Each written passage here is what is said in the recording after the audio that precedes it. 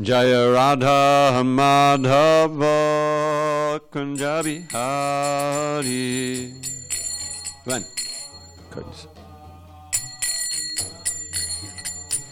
Jaya Radha Madhava Kunja Bihari.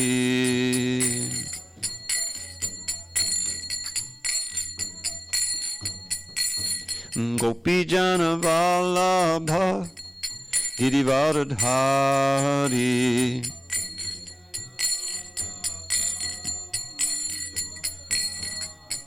Jaya Gopi Jana Vallabha Girivardhari.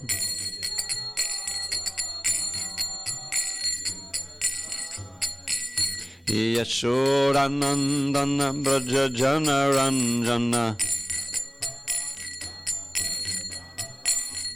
Yashodanandana Braja Jana Ranjana.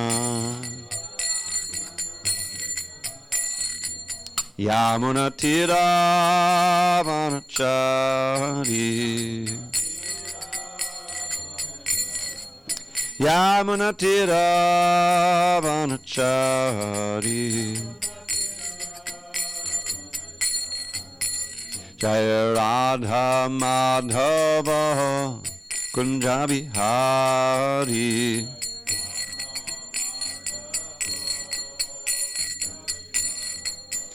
Jaya Radha Madhava Kunja Bihari.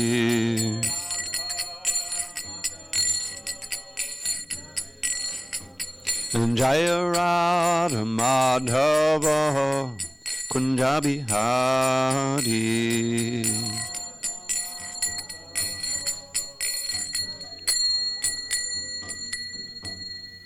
Times by Paramahansa.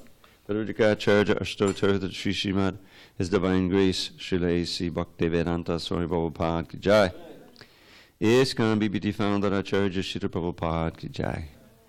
Jai Om Vishnupad Paramahansa Parvajikacharya Ashtotar Sri Srimad His Divine Grace Srila Bhakti Siddhanta Saraswati Thakur Ki Jai. Ananda Koti Vaishnavini Ki Jai. Namacharya Srila Haridas Thakur Ki Jai. Krantaraj Srimad Bhagavatam Ki Jai. Sri Ishopanishad Ki Jai. Samaveda Bhaktivinoda Ki Jai. All glories to the assembled devotees. All glories to the assembled devotees. All glories to the assembled devotees. All glories to Sri Guru and Gauranga.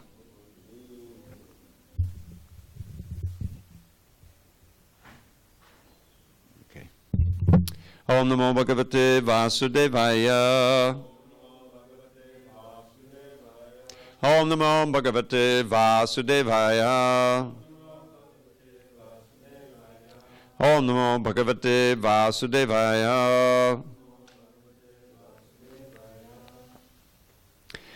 On this third day of June 2019 in San Diego, we're reading from Sri Ishopanishad, translation and commentary by His Divine Grace A.C. Bhaktivedanta Swami Prabhupada. We are beginning Mantra 3. Asurya namate loka andhena tamasavata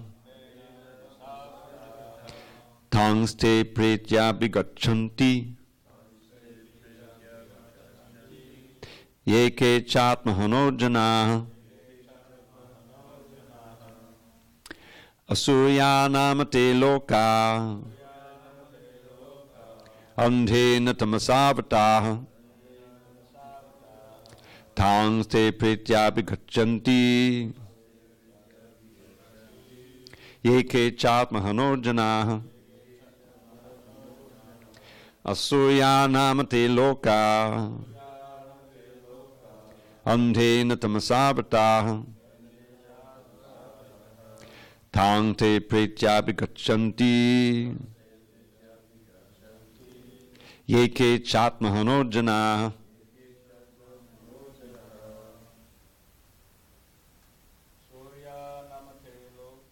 Asurya namate loka andhena tamasavata tangte pretya bigachanti Ye ke chatmahano janaha. Asuryanamate loka. Andhena tamasavata. Tangse prityabhikachanti. Ye ke chatmahano janaha. Asuryanamate loka. Andena tamasavata.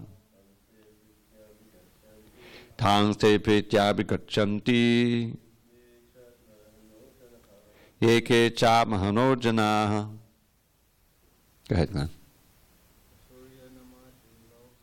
Asuryanamate loka.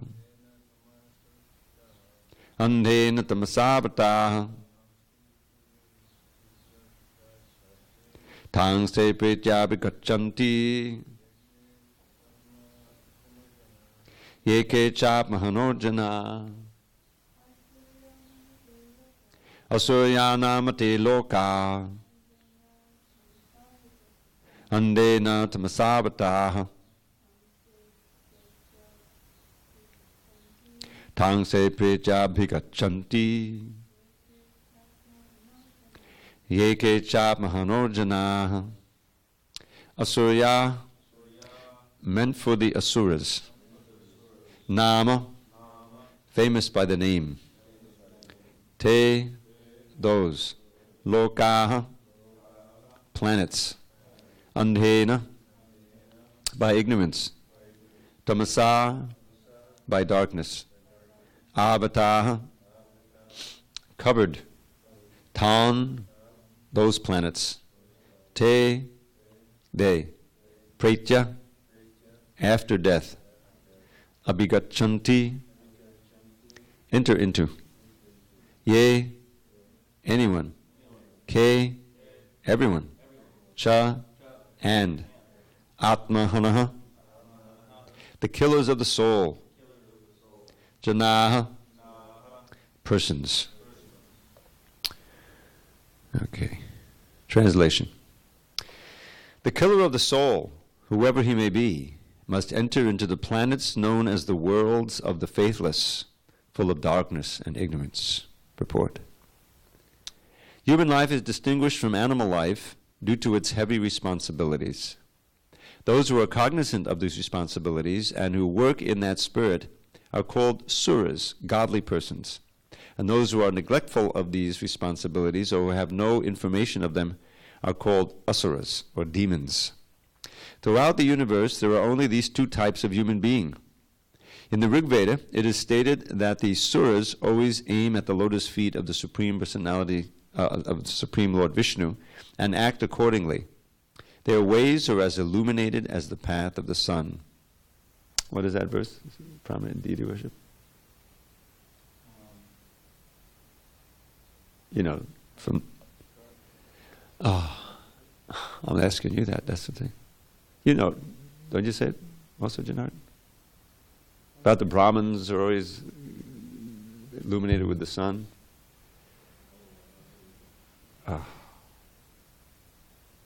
Yang tad Vishnu paramam sadapata pashanti suyo deviva chakshuratatam tad vipasoda vunrag jangabang sansamindate Vishnu paramam param. You know another verse? Anyway, when I was doing deity worship, we used to say it all the time. Anyway, that's the verse he's referring to here from the Rig Veda. Intelligent human beings must always remember that the soul obtains a human form after an evolution of many millions of years in the cycle of transmigration. The material world is sometimes compared to an ocean, and the human body is compared to a solid boat designed especially to cross the ocean. The Vedic scriptures and the acharyas, or saintly teachers, are compared to expert boatmen, and the facilities of the human body are compared to favorable breezes that help the boat ply smoothly to its desired destination. If, with all these facilities, a human being does not fully utilize his life for self-realization, he must be considered an Atmaha, a killer of the soul. Sri Isha Upanishad warns in clear terms that the killer of the soul is destined to enter into the darkest region of ignorance to suffer perpetually. All right, so we're going to break up this purport. Om Jnana Timirandasya Jnanandana Shalakaya Chakshu Unmilatam Mena Tasmai Shri Gurave Namaha. I was born in the darkness of ignorance, but my spiritual master Srila Prabhupada opened my eyes with the torchlight of knowledge. I offer my humble obeisance unto him and all members of Sri Parampara. So, the Ishopanishad has 18 mantras and one invocation. So it's quite compact. It's very brief. And he's not wasting any time here. In the first two verses, he's given, of course, in the invocation, we have this famous verse, which is not unique to the Ishopanishad, by the way. Om Purnamadak Purnamidam Purnat Purnamudachyate. This is kind of a Vedic mantra that's there in many Upanishads. And it says that the Supreme Personality of God is perfect and complete, and everything that emanates from him is complete. And even though all these emanations come from him, he remains the complete balance. He's not diminished at all. So he remains Purnam. And in that purport, if you read it, you'll see that the word complete, Prabhupada is repeated again and again. Give the idea that we have complete facility for self-realization. And then in the first mantra, this is number 3, he said, Ishabhashamedam savam yatkanchit jagat jagat tena chaktena bundidam agodakasisudanam, that everything in this world, or in the universe, or anywhere, is owned and controlled by the Lord. We're entitled to our quota for maintenance of our body, keep body and soul together, but we should not be greedy or claim proprietorship over more than necessary. And Prabhupada says in the purport that this false proprietorship, trying to get more and more land and all of the things, is the source of all of the discord in the world and the falsity. And so then, and in mantra 2, he says, if you live with this mentality, you can live for many, many years and be very happy and go back to Godhead. But now, he says those who are not living according to that are described here and in the subsequent verse, I believe. So the first statement here in the translation, the killer of the soul. Now we learned the first thing in the Bhagavad Gita that you can't really kill the soul. Nahanyate hanyamane sharire. But this phrase is used, and Prabhupada is quoting a verse from the Bhagavatam that uses this word atmaha or atmahana. Same thing. Means that you virtually that you postpone your progress back to Godhead for it could be millions of years. And the whole idea is that human beings are very rare, and it's rare to get such a birth. What is it? It says labdva sudurlabam idam bahusambhavante manushyam. That you have, this is a verse in the 11th canon, I think Krishna speaks this verse. You have attained this very difficult to attain human form of life after many, many births. We should always remember that we've forgotten all of our other births, that we've come through the species. Some of us, we've been trees, we've been insects, all of them, and we forget. And there's no karma there. You automatically come up. It's a gradual uncovering of the consciousness. Human consciousness is among the conditioned souls, among the material souls and material bodies, is most uncovered. In other words, clearest to God consciousness.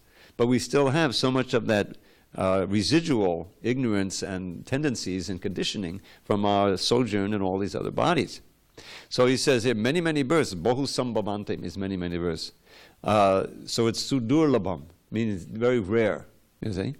And manushyam, you can hear that's from the manus, the word man, human has come from that. Artadam. Artadam means that alone amongst all the different bodies, different species, it can give you the real goal of life, the svarta. Now artha in general, as I pointed out many times, means something of value. In the classic 4 Vedic goals, dharma, artha, kama, moksha. It's good to memorize these. Dharma, artha, kama, moksha. These are like traditional human goals in Vedic society. It begins with dharma. If there's no dharma, then it is animal life. Dharma means rules and regulations by which the human being can progress. And normally, people think progress, that means economic development. Just like we're so progressive here, right? This is not the third world. This is America. We have all of this built up. We have flush toilets. We have indoor plumbing. We have that's progress, right? So that means money. In other words, it means economic development and everything that goes with it. So this is what I like to point out as the Protestant ethic. Did anyone ever hear of the Protestant ethic? Is that studied in school anymore? No. So when this continent, North America, was starting to be colonized back in the early 1600s, these were all Protestants. They were flee. A lot of it was religious freedom they were trying to get. Because in England, there was all of this religious strife between the Protestants and the Catholics. You know, the Church of England was a whole lot of things, burning at the stake. All of that was going on. So they said, let's try the New World. We hear that you know, so they came and colonized. So as they gradually colonized, they were very religious. You know, that's where all these churches come from. You know, now they're empty. The church attendance, I read, is going way, way down. If young people don't get into the church, then obviously it's going to die. So they had something called the Protestant ethic, which is similar to what they have today, what they call prosperity theology, which is that if you're rich, then you must have God's grace. So that means you're very, you know, that's very worshipable. If you're poor, you're getting they don't call it that, sinful reactions, you know, which is just opposite to what Jesus taught. You know, you should honor the poor, try to help them. But anyway, so there was the idea, which is right straight from the Vedic culture, is that if you're very religious, you follow the Dharma. In India, it would be according to the Vedas, you know, then you'll prosper. You'll get economic development, by which you can get sense gratification. So these are the first three Vedic goals, Dharma, Artha, Kama. But because it's done according to Dharma, according to the Vedic scriptures, there's very little sin there. You know, you're not incurring a whole bunch of sin from vikarma activities. I don't know if you've been to some of the classes in the evening class. In the 4th chapter, Krishna says one should understand what's the difference between karma, akarma, and vikarma. Karma in this context would be activities according to Dharma, you see? And they're fruit of activities, but they're not grossly sinful activities. Because there's a whole section of the Vedas called karma kanda that would lead you to heaven. You're not going to go to heaven if you're asurya, a demon, or very grossly sinful. So you're enjoying your senses according to regulation and like that, you know. But you're not getting liberation. And ultimately, that's also a waste of human life. But it's not as frightening as this go to the words of the faith, go to hell. This is what he's talking about here. The Asuryas, they don't follow any Dharma. So the Dharma, Artha, Kama, okay, this is the traditional, the first three, is that you perform religious functions, you act nicely, therefore you prosper in this world and you can enjoy comforts and you know that. But those who are wise, who understand the other parts of the Vedas that teach about liberation and the soul and breaking free, they understand that the 4th goal is really what you want, moksha. That this even enjoying happiness according to the Vedas still keeps you bound here. And as Krishna says in the Bhagavad Gita, you may go all the way up to the heaven, you know, and enjoy godly delights in Indraloka. But eventually, chine punye matyalokam vishanti, your punya, which you get from working according to Dharma, these are your pious credits, which you kind of cash in if you go to heaven. Then you enjoy in the gardens of Nandanandana. This is Indra's, you know, garden, and you live for a long time, and there's no war and things like that. But eventually, you have to come back down again, and you come back to the world of death. So you didn't really make any progress. So if you're talking about the absolute truth, then this is also part of the illusion. So moksha. No, I don't want to enjoy here. That's going to just keep me here, even if I go to heaven. So I want liberation. But as we learn from the Bhagavatam, the only real liberation is at the lotus feet of Krishna. If you try to get liberation in an impersonal way by merging into the Brahman effulgence, that's artificial, and eventually come back down again also. So that's a long way of describing what artha is. But real artha is distinguished by sva artha. This kind of an idiom in Sanskrit. Sva here means your real self, which means your soul, the goal of the soul, okay, the value of the soul. That, as Prahlad says, people don't understand. What is that artha? Nate vidu, they don't know. The nate vidu svarta gatim hi Vishnum.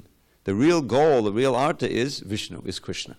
And ordinary people don't know that, what to speak of the Asuras. So, the killer of the soul simply means that you miss this human opportunity, and you go back down into species for who knows how many thousands of years to come back up to the human form of life. So that's equivalent. You can't kill the soul. The soul is eternal, even if you go to hell. But it just postpones it, and you go through a lot of suffering. So that's called Atmahana. So must enter the planet known as the worlds of the faithless. So Krishna consciousness, real progress, begins with faith. There has to be some faith, at least a faith in the form of respect and interest and curiosity. That's the first faith. That maybe I'll get something here. Let me check out this book. Let me check out the temple. Let me, check out this mantra. And that immediately puts you in touch with Krishna. And there's some realization. It may be very rudimentary, but you realize there's something here, and that draws you in. So, but if you're completely faithless, then you remain in darkness and ignorance, and you can lose the human form of life, go down into and that's what he's talking about here. So Prabhupada said it's a great responsibility, human life. Only in this form of life do you incur karma. The lion, is going and jumping on the back of the antelope and ripping it apart, but he's not getting karma. That's just his nature. He's going through that. He'll eventually go up the species. But human beings, because of our superior intelligence, have a responsibility to inquire about what the whole meaning of life is. Is there another kind of existence? Why am I suffering? As Sanatana Goswami famously said, who am I and why am I suffering? And the whole thing is summarized kind of in two words. First of all, to understand what is what, this is called sambandha gyan, means the relationship between this world, myself, spirit and matter, and the origin of it all. God, this world, and ourselves. We have to know, first of all, that there is a source of everything, and that he's a person. And how does he create this? What's the meaning of it all? What's my relationship? So that's sambandha gyan, and you learn that in Krishna consciousness in every verse and purport. And then the question is, well, what is the practice by which I can realize this? And what is the goal? So these last two are called sadhana and sadhya. Sadhana means the practice, and sadhya means the goal. Now, in general, these two things are there in every human endeavor. If you want to learn how to prepare a car, right, there's a certain sadhana. Maybe you get the manual, but mainly you hang out with a skilled mechanic, right? And you have to maintain your interest and really learn what's going on underneath the hood there, right? That's the sadhana. And the sadhya is you're able to, prepare cars. You can get a job as a mechanic. Everyone has it. All of this going to college, and only get a degree so I can get a good position somewhere. The sadhana is all that money you spend and the hard work, and then you get a degree, and then supposedly you get a good job. But that's a reflection of real sadhya and sadhana. The real, you have to know what the goal is, and then the means of the goal becomes. So the sadhya is preliminarily moksha, liberation from this world. The soul has to get extract himself from matter, from this conditioning of matter. It's basically from ignorance. So that's not easy because we're habituated to it. We can know from anyone. I used to smoke cigarettes, luckily I didn't get so much into it. When I became a vegetarian, I don't remember any difficulty in quitting. But people who don't have that, radical diet change and lifestyle change, it's extremely difficult. What to speak of harder drugs, So what happens there? What's happening there? So your idea of sadhya and sadhana is messed up. Your sadhya is always, how can I enjoy the most, right?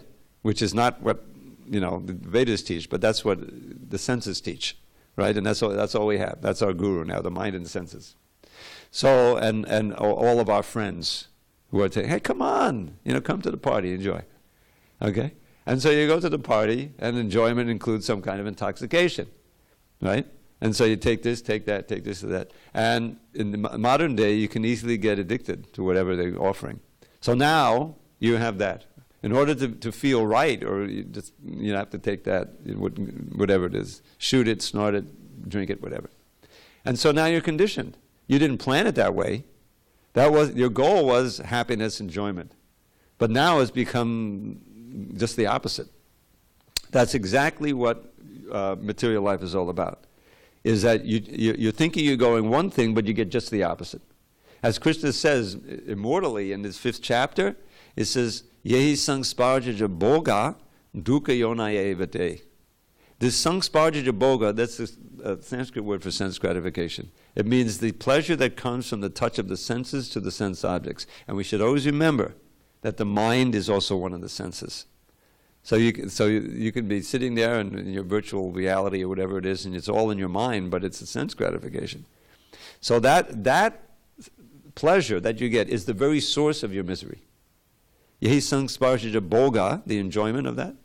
Dukkha yoni is the source of the dukkha, is the misery. So that kind of puts a damper on things, doesn't it? Then how am I going to enjoy? You know, so there's no question there's a way of enjoyment, but if you do it wholesomely, by the soul connecting with the Supreme Spirit, then you can. There's no bad side effects. What's the bad side effect? Liberation from matter. That's not a bad side. That's a good side effect. And it doesn't produce misery. It produces just more happiness. So Krishna is giving us that.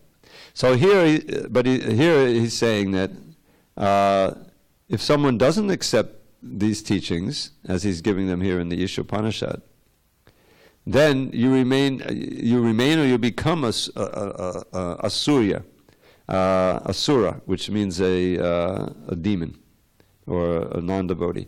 Now, I wanted to share with you another instance of this idea of killing the soul. The Bhagavatam is so rich. So I looked up Atmahano, and I came up with one of my favorite verses, which is in the 87th chapter of the 10th canto.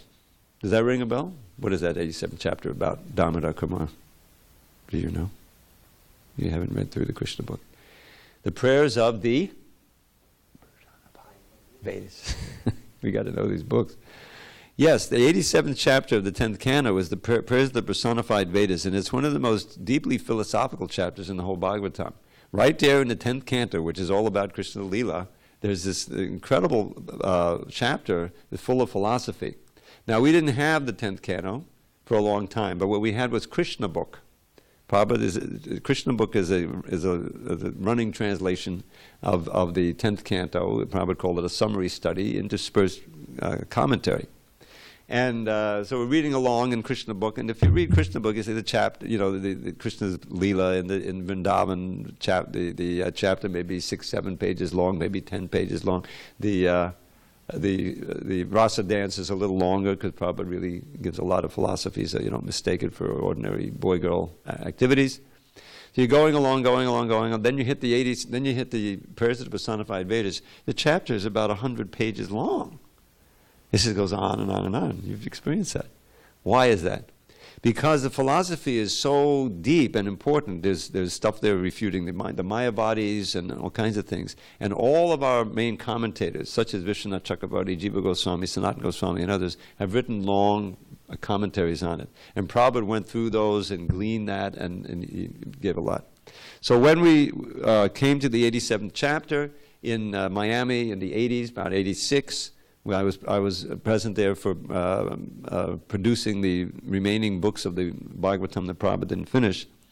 Vidyananda Maharaj, he gave it to Gopi Paramananda Prabhu to translate and comment on.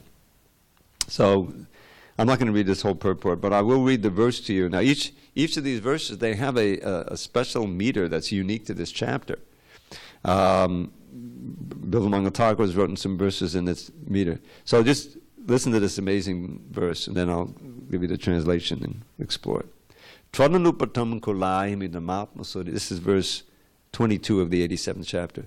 Twananupatam kolai minamatma sorit priyavat chadaditaton muketvi priya atmanicha. Nabadadamantaho asadopasanayatmahano yadunushaya brahmantu dubaye kushari batak. You'll never find anything in English like that. So this is Sanskrit with this chanda. Chanda is the meter. It makes it very attractive. This is poetic. So what he's saying here is this: when this human body is used for your devotional service, so this is the Vedas are praying to Mahavishnu, so they're praying to God. When this human body is used for your devotional service, it acts as one's self, friend, and beloved. Now, how often do you hear that? That this body is your friend, it's your beloved. Usually it's like the body is a conditioning, it's full of misery, and we have to control it. But when you use it for Krishna, it becomes paraphernalia for service. And that's why the great devotees, you don't burn the body, it's sacred, you actually bury it. The great sannyasis and Paramahamsas, like Srila Prabhupada. When this body is used for your devotional service, it acts as one's self, friend, and beloved. But unfortunately, although you always show mercy to the conditioned souls and affectionately help them in every way as the supersoul, and although you are their true self, people in general fail to delight in you. And this is the key, that people are not taking pleasure in devotional service. They fail to delight in you.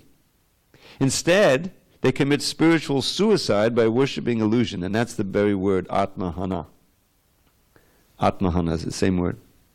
By worshipping illusion. Alas, because they persistently hope for success in their devotion to the unreal, they continue to wander about this greatly fearful world, assuming various degraded bodies. So the idea is that the human body is very auspicious, it's rare, and when used in your service, it becomes paraphernalia for service.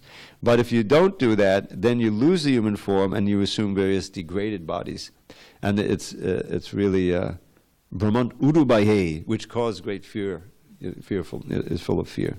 So this third line always caught my attention. Asad upasana yatmahano.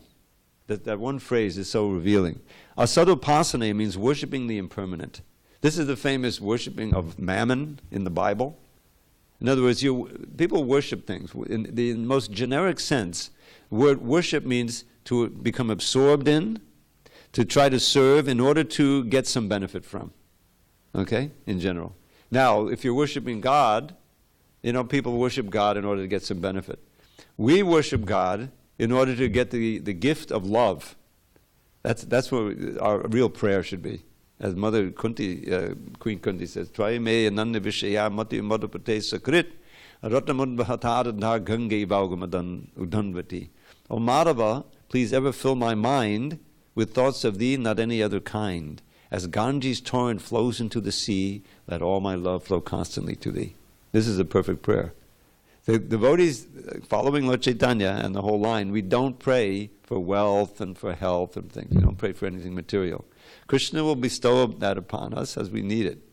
But what we do want and pray for is unflinching, unmotivated devotional service. The only motivation, everything has a motivation, but it's a hoitiki means no material motivation. The only motivation is Krishna's pleasure, is out of love. So, but if one doesn't do that, na ramanti, they don't take pleasure in serving you. They take pleasure in serving their senses. And that, as we learned from the Bhagavad Gita, is the source of misery, birth after birth. So, asad upasanaya. Asad is the temporary matter. Upasana is the word for worship. Those who worship the temporary, the body and its extensions, atmahano, same word. They're performing spiritual suicide, killers of the soul. And they have to keep wandering, yadanushaya, to try to fulfill these unfulfillable desires, brahmanti, they wander. Urubaye, kushadira, rather than the auspicious human form, they get kushadira, they get bad bodies, subhuman bodies or sinful bodies that cause great fear. So this is the Bhagavatam completely follow. Ishopanishad is the same idea. And here they're just warning, he's just warning us that if you act in this way, you become killer of the soul, and then your future is very dark. So we want to have the light future. What is that? What is that phrase? Tamasi ma jyotirgama. This is one of these Vedic phrases I learned before I even met the devotees. This is from my original yoga studio, from Amalabhakta, before he was a devotee. And somehow that phrase is Tamasi ma jyotirgama, asato ma sadgamaya, mrityu ma amritam gama. There's two meanings to this. Prabhupada took the ma as don't. The ma means do not. Don't stay in darkness, come to the light. Don't stay among the impermanent. Come to the eternal reality of the spiritual world.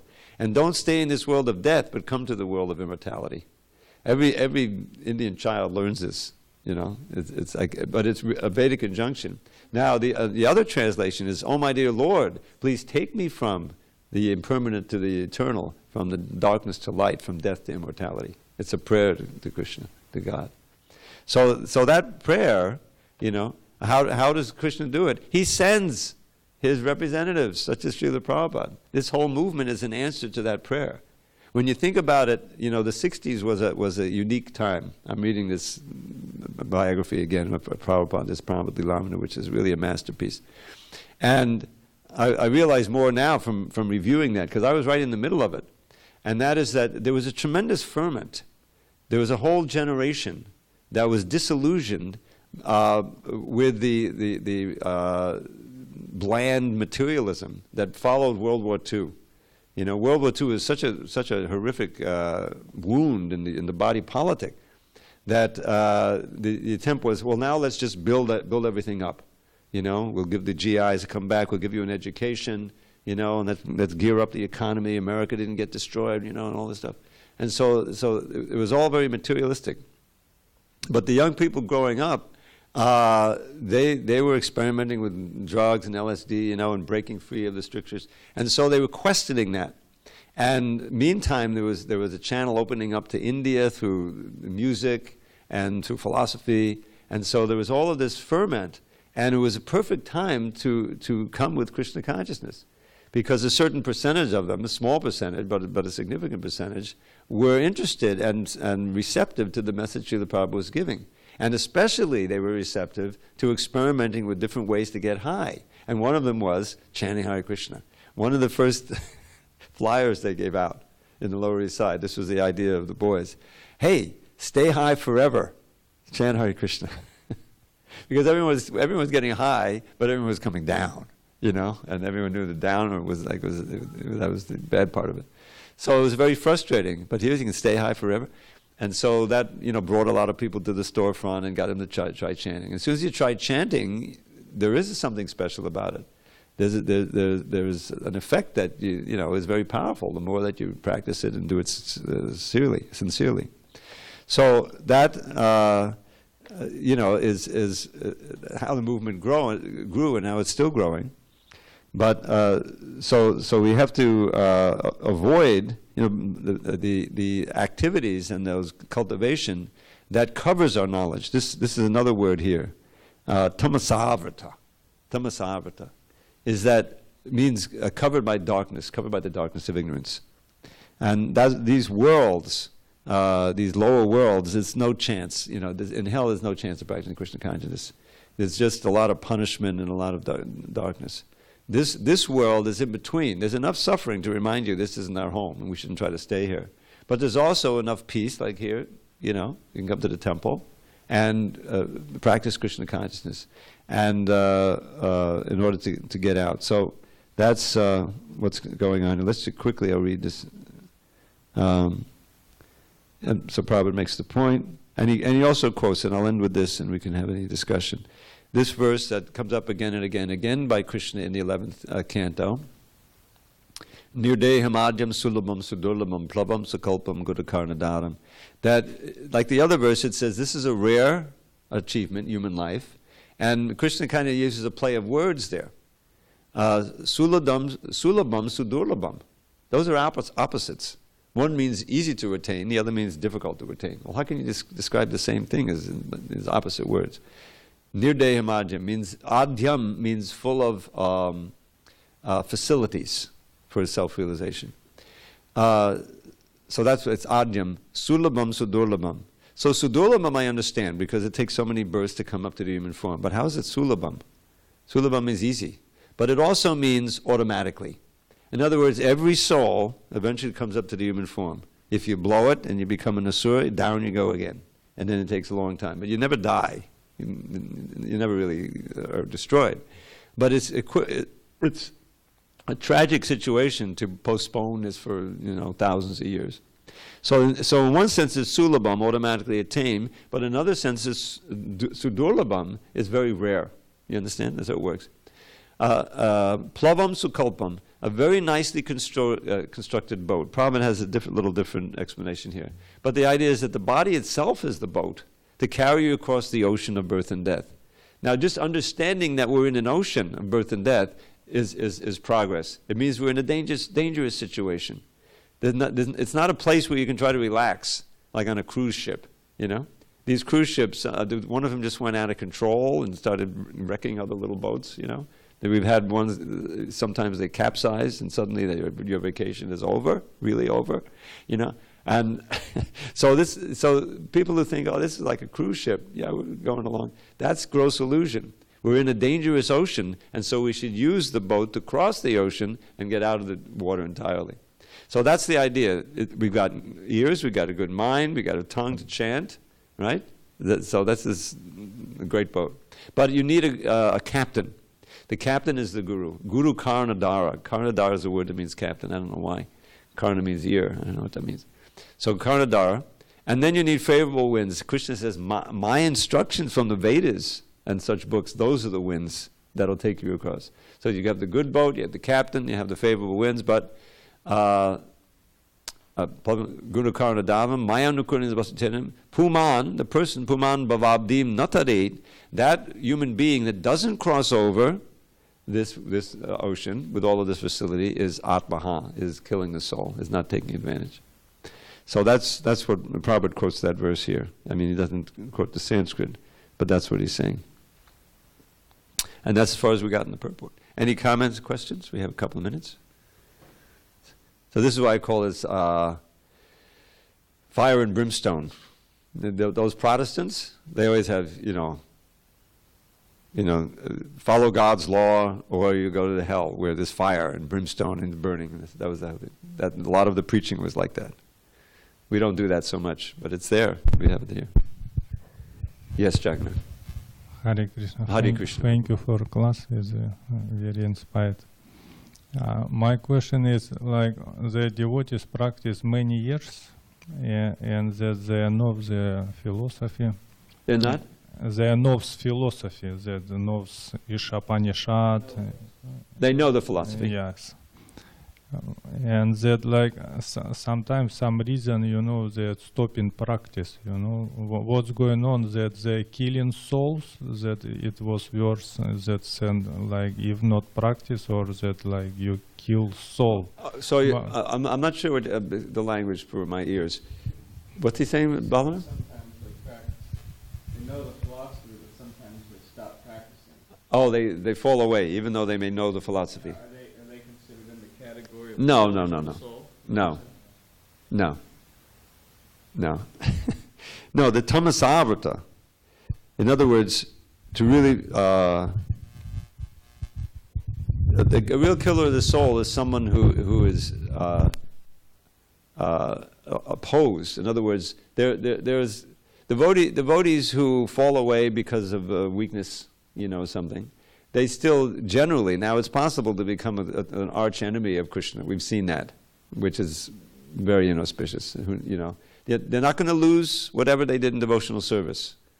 So that's there. But there could be a lot of suffering in between that and then taking it up again, But those who are just like, unfortunately, I couldn't follow the principles, or, I was too habituated to sleeping in, I couldn't, no way I could wake up that early, whatever, then they become affected by the modes of nature. So it means that the progress is slowed down or stopped for that lifetime, and then they have to go through birth again, and while they're in the womb. I mean, this is described right in the third canto. You ever read Kapila Dev's teachings? He's talking about, this is one of the things I read when this I read early on because I was proofreading before they printed the book. And that is that here's the description of what the child in the womb is thinking when he or she wakes up after 7 months. Now, it was always like 10 months in the womb. I said, probably it was 9 months in. No, it's 10 lunar months and 9 solar months. When you multiply it out, they come about equal. So the child wakes up, can't do much in there, but the mind is developed, and he remembers the previous life, and there's a lot of regret there. And he prays to the Lord, especially if you had, so he says there's some piety there. And is basically, the prayer is given right in the Bhagavatam, third canto. Oh, I'm so sorry, I really blew it. I didn't go to Mangalarti. Next birth, I'm coming out, I'll do it. Unfortunately, the way it's described in the Bhagavatam, that this devotee may not have really much assets in devotional service, although he knows about Krishna. And so he gets born into a family of materialists. And so when you're born, you forget everything. The child doesn't come out, whatever you learned in the womb or you remembered in the womb is forgotten. And then you're helpless. If your parents are devotees, great.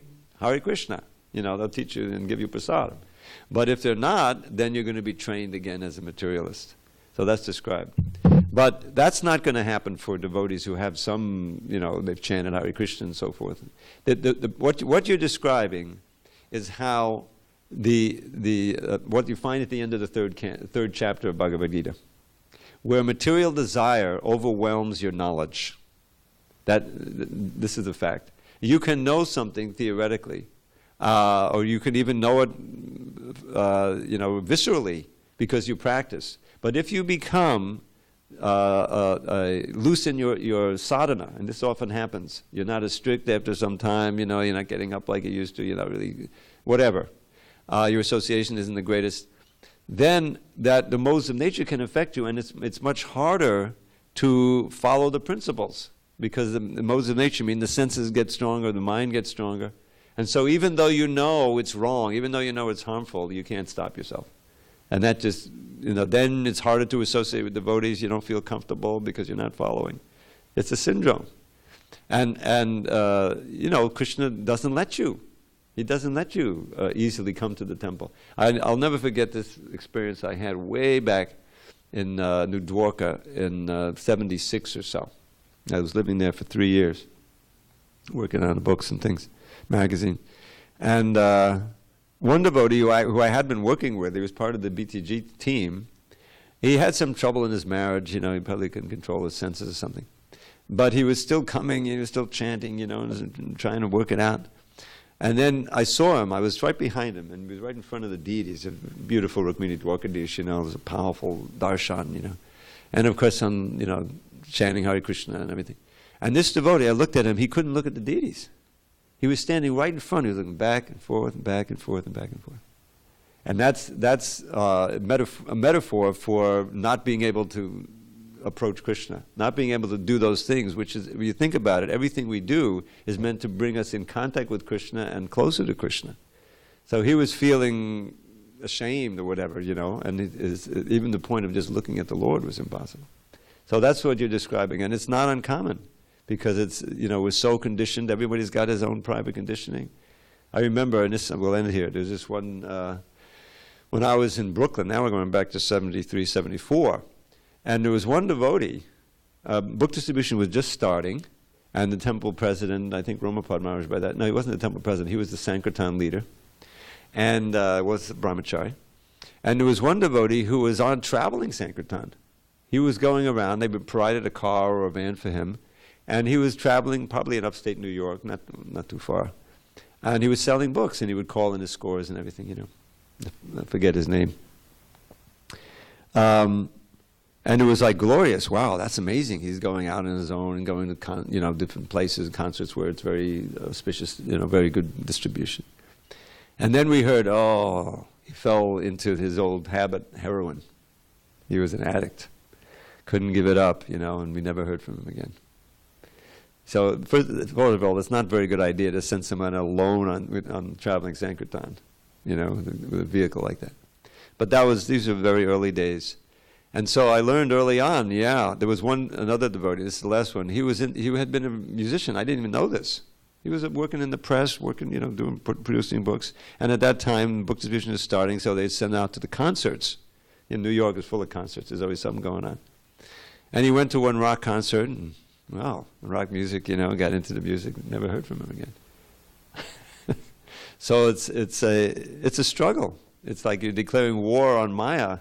Maya has so many tricks. Okay, you'll be following, for a while, but what about this attachment you can't give up, and this and so forth, like that. As Devamita Maharaj has quoted, vigilance is the price of freedom. This is quoted, this is coming from the 1700s. You know, vigilance is the price of freedom. In other words, you have to watch all the time and make sure that Maya is not infecting you and pulling you away. All glories